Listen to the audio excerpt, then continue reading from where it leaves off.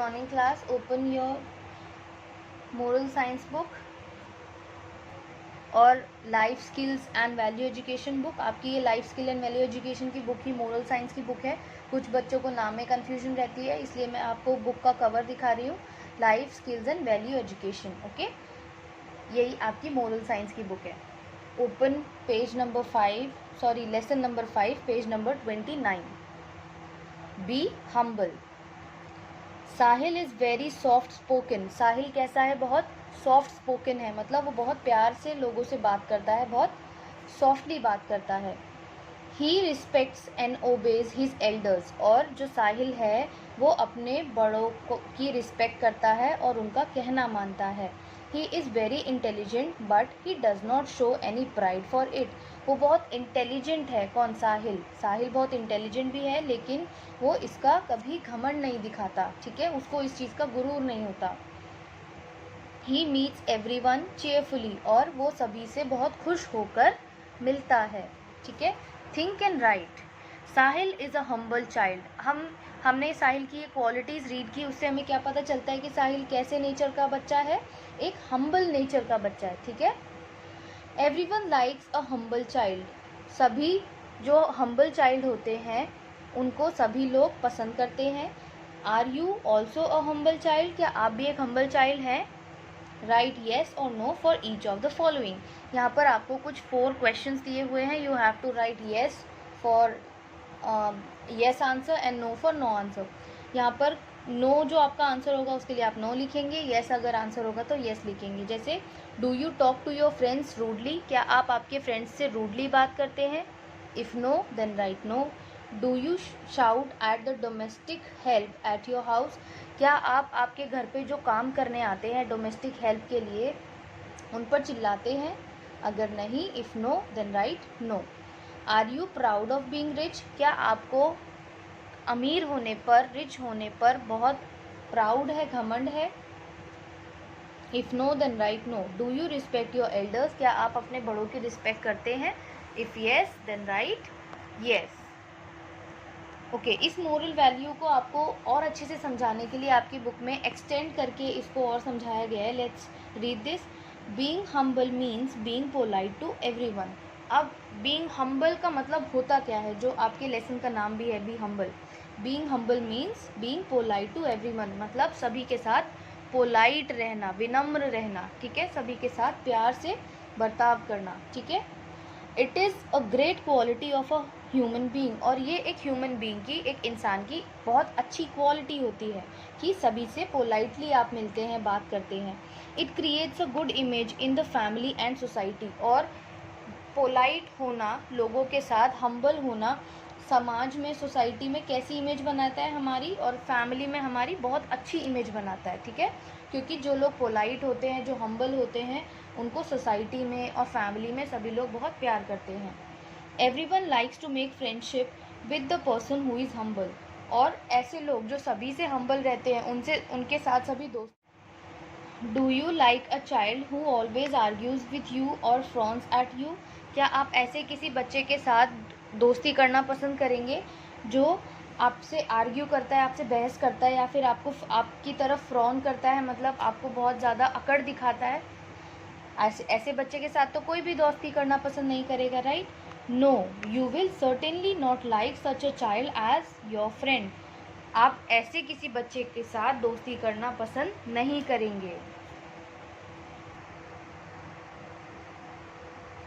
If you read about the great personalities of the world, you will find that all of them were humble people. अगर आप world की great personalities, मतलब जो महान लोग हुए हैं हमारे विश्व में या देश में भी, अगर आप उनके बारे में पढ़ेंगे तो आपको पता चलेगा कि वो कैसे थे. वो बहुत हम्बल थे लोगों के लिए. They talk to their subordinates politely. और वो अपने जो सबॉर्डिनेट होते थे, सबॉर्डिनेट मतलब जो हमसे नीचे पद पर होता है, तो जो उनसे नीचे के पोस्ट पर होते थे उनसे बहुत पोलाइटली बात करते थे. They had no pride of being so popular. और उनको इस चीज़ का घमंड नहीं था कभी भी, जो भी ग्रेट पर्सनालिटीज़ रहे हैं, कि वो इतने पॉपुलर हैं. They always met the people politely and cheerfully. और वो हमेशा लोगों से कैसे मिले हैं? वो हमेशा लोगों से पोलाइटली और चेयरफुली, मतलब बहुत पोलाइटली और खुश होकर मिलते थे. You must have heard about the first president of India, doctor Rajendra Prasad. आपने जो हमारे देश के फर्स्ट प्रेसिडेंट रहे हैं, हमारे पहले राष्ट्रपति रहे हैं, डॉक्टर राजेंद्र प्रसाद, उनके बारे में भी सुना होगा। In spite of being the president of India, he met everyone very politely. India के प्रेसिडेंट होने के बाद भी, इतनी बड़ी पोस्ट होने के बाद भी वो लोगों से बहुत पोलाइटली मिलते थे। Whenever he went to his village Ziradei in Bihar, he met his friends and other villagers। जब भी वो अपने विलेज जाते थे डॉक्टर राजेंद्र प्रसाद, तो वो अपने फ्रेंड्स और अपने जो गांव के और उनके लोग थे उनसे मिलते थे। His behavior was so simple and polite that no one could feel that he or she was meeting the president of India। मतलब वो इतने पोलाइटली लोगों से मिलते थे और बात करते थे कि उनसे बात करके लोगों को लगता ही नहीं था कि वो देश के राष्ट्रपति से, यानी इंडिया के प्रेसिडेंट से बात कर रहे हैं। इतने पोलाइट थे वो।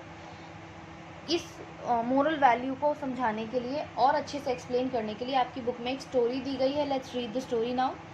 Let's read about the story of two plants to understand the advantages of being humble। अब यहाँ पर दो प्लांट्स की स्टोरी दी गई है जिसके थ्रू समझाने की कोशिश की गई है कि हम्बल रहने के क्या फ़ायदे हैं। एडवांटेज मतलब क्या फ़ायदे हैं, ठीक है। There was a thick tree of acacia। एक अकेशिया की बहुत बड़ी ट्री थी, ठीक है। It had it's leaves like an umbrella. और इसकी जो लीव्स थी, इसकी जो पत्तियां थी, कैसी थी? एक छाते की तरह, एक छतरी की तरह थी। None of the nearby trees were so large as it was. और कोई भी आसपास की ट्री इतनी बड़ी नहीं थी जितनी वो अकेला अकेशिया का ट्री था, ठीक है। Therefore it boasted. सो जो वो अकेशिया का ट्री था वो क्या करता था? अपनी शेडोईनेस की, मतलब इतना छायादार होने की वो शेखी मारता था। मतलब उसको झूठा घमंड था अपने बहुत बड़े साइज में बड़े होने का, ठीक है। बोस्टेड मतलब होता है शेखी मारना या फिर झूठा गर्व करना, ठीक है। The acacia tree was growing by the roadside where there was a pond nearby. और वो जो अकेशिया का बड़ा ट्री था वो कहाँ पर ग्रो कर रहा था? वो रोड के साइड पर, जहाँ पर एक पॉन्ड था, पास में ही रोड के पास में एक पॉन्ड था, वहाँ रोड के साइड पर वो अकेशिया का ट्री ग्रो कर रहा था। It was flooded with water during the rainy season. और बारिश का जो सीज़न था, रेनी सीजन था, उस समय वो पानी से बहुत ज़्यादा भर गया, ठीक है, वो pond. The acacia tree got water from this pond and Guru bigger and thicker. और वो जो अकेशिया का ट्री था तो उसको उस पॉन्ड से क्या मिला? वाटर मिला, जिससे वो और बड़ा और ज़्यादा मोटा हो गया। इट्स स्टेम्स वो ऑल्सो थिक एंड स्ट्रॉन्ग। और उसकी जो स्टेम्स थी, उसकी जो टहनियाँ थी, वो भी बहुत मोटी और स्ट्रॉन्ग हो गई थी। A lily plant was growing near the pond. और एक लिली का प्लांट था, वो भी उस पॉन्ड के पास ही ग्रो कर रहा था। A number of flowers bloomed on it's during the winter season. और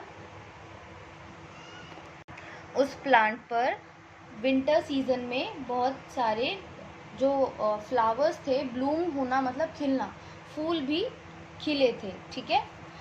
विंटर सीजन में उस प्लांट पर, कौन सा प्लांट था? लिली का जो प्लांट था उसमें फूल खिलते थे। This plant was opposite in nature to the acacia tree. और ये जो प्लांट था लिली का, ये उस अकेशिया ट्री से नेचर में बिल्कुल ऑपोजिट था, बिल्कुल अलग था। The lily plant had very flexible stems. जो लिली का प्लांट था उसकी स्टेम्स कैसी थी? बहुत फ्लेक्सिबल थी, ठीक है। One day the acacia tree said to the lily plant. एक दिन वो जो अकेशिया का ट्री था वो लिली प्लांट से कहता है, you are so little that you are of no use. क्या कहता है? कि तुम इतने छोटे हो कि तुम किसी काम के नहीं हो। कौन कहता है? अकेशिया का ट्री लिली प्लांट से। I am a large tree. मैं एक बहुत बड़ा ट्री हूँ।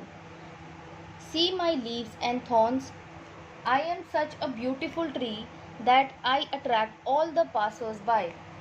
वो क्या कहता है अकेशिया का ट्री? कि देखो मेरी लीव्स और थॉर्न्स को, मैं कितना ब्यूटीफुल हूँ कि जितने भी आने जाने वाले लोग हैं, पासर्स बाय मतलब जो यहाँ से गुजरने वाले लोग हैं, उनको मैं अट्रैक्ट करता हूँ। The lily plant said softly, तो लिली प्लांट ये सुनकर सॉफ्टली बोलता है, रिप्लाई करता है, the size is not so important as our qualities. क्या कहता है वो लिली का प्लांट कि साइज़ उतना मैटर नहीं करता, एक उतना इम्पॉर्टेंट नहीं है जितनी कि हमारी खूबियाँ, हमारी क्वालिटीज़। आई एम फ्लेक्सिबल, मैं फ्लेक्सिबल हूँ। Many flowers Bloom on me, बहुत सारे फ्लावर्स मुझ पर खिलते हैं। एवरी वन लाइक्स माई फ्लावर्स, और सभी मेरे फ्लावर्स को पसंद करते हैं। The acacia tree laughed and said, तो ये सुनकर अकेशिया ट्री हंसने लगता है उस लिली प्लांट पर और बोलता है, I think I am bigger and stronger than you, मुझे लगता है कि मैं तुमसे बहुत बड़ा हूँ और बहुत स्ट्रॉन्ग हूँ। No one can crush me under his feet, कोई भी मुझे अपने पैरों के नीचे नहीं कुचल सकता। The lily plant kept quite, ये सुनकर भी जो लिली का प्लांट होता है वो शांत रहता है, चुप रहता है। Just then wind started blowing, और तभी हवाएं चलने लगती है। विंड मतलब होती है हवा, हवा चलने लगती है। Within a few minutes there was a storm, और वो जो हवा चलने लगी वो कुछ मिनट्स में किस में चेंज हो गई, स्टॉर्म में चेंज हो गई, मतलब बहुत तेज़ आंधी में चेंज हो गई। The wind was blowing at such a high speed that it was difficult to stand, और अब जो विंड थी वो इतनी हाई स्पीड पर चलने लगी कुछ ही मिनटों में कि अब सीधे खड़े रहना बहुत डिफ़िकल्ट हो गया था। The acacia trees trunk was swaying with the great force of the storm, और जो अकेशिया ट्री थी उसकी जो ट्रंक थी, मतलब जो उसका तना था, वो भी अब इतनी तेज़ स्टॉर्म चल रही थी, आंधी चल रही थी, इतनी तेज़ हवा चल रही थी कि हवा के फोर्स से, ग्रेट फोर्स से हवा के जो उसका स्टेम था वो भी हिलने लगा। The tree was trying to save itself but the storm was severe, और जो अकेशिया का ट्री था वो अपने आप को बचाने की कोशिश कर रहा था उन तेज़ हवाओं से, लेकिन जो हवा थी वो बहुत तेज़ थी, जो आंधी थी वो बहुत तेज़ थी, स्टॉर्म थी वो बहुत, तूफान जो था, आंधी कह लीजिए, तूफान कह लीजिए, वो बहुत तेज़ था। The strong wind uprooted the tree and the whole tree fell on the ground, और जो इतनी तेज़ हवा चली, उन तेज़ हवाओं से क्या हुआ, वो जो अकेशिया की ट्री थी वो अपरूट हो गई, मतलब जड़ समेत टूटकर नीचे गिर गई। The lily plant was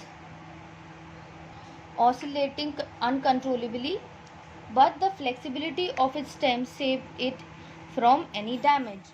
Oscillating होता है डोलना, मतलब जो तेज़ हवाएं थी या स्टॉर्म थी उसकी वजह से वो लिली का प्लांट भी डोलने लगा, ठीक है, अपने आप को कंट्रोल नहीं कर पाया, अनकंट्रोलेबली ऑसिलेट करने लगा, डोलने लगा, लेकिन जो उसकी स्टेम थी वो बहुत फ्लेक्सिबल थी, जिसकी वजह से वो अपने आप को डैमेज होने से बचा सका।